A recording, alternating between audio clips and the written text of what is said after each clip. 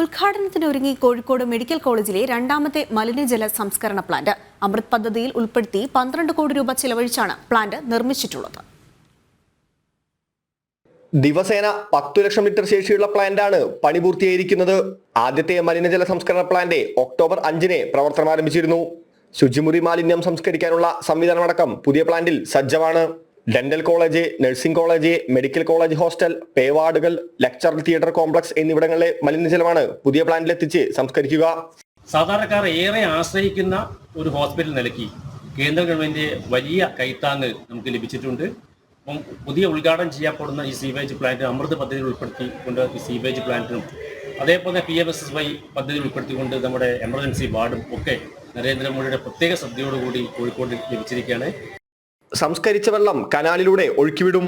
ഭാവിയിൽ സമീപ വാർഡുകളിലെ മലിനജലം കൂടി ഇവിടെ എത്തിച്ച് സംസ്കരിക്കാനാവുമെന്നാണ് പ്രതീക്ഷിക്കുന്നത്.